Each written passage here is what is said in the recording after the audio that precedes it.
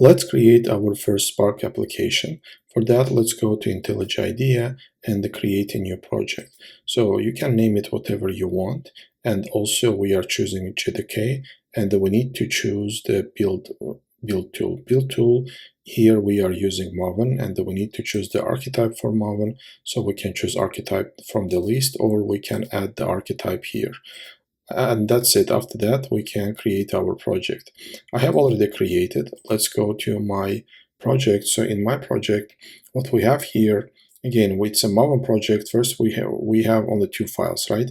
Our pom.xml, which is our build file. In pom.xml, I have only one dependency, which is Spark Core.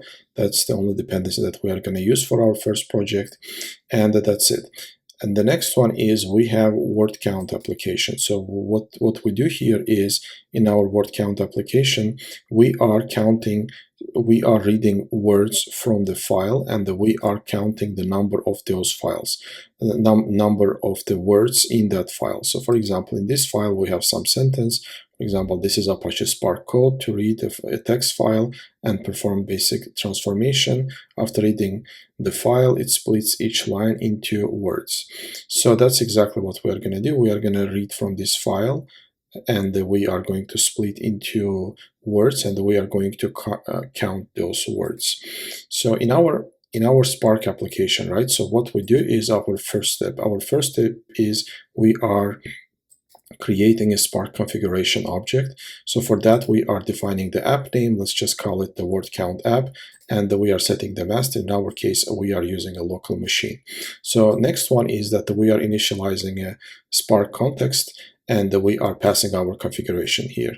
In the next one, we are defining our RDD. RDD is a resilient distributed dataset. That's one of the core concepts in Spark. We are going to talk about that later. So what it does is it reads our input file, and in the next line, what we do is we are splitting each line into the words, and by the space, and we are counting the number of those words, and we are printing the number of the words in the file. And after that, we are just closing the connection with the context, because we don't want to waste our resources. That's it. Let's run our first Spark application, and let's run it to count the number of the words. Okay, as you can see here, it counted the total number of the words is 24.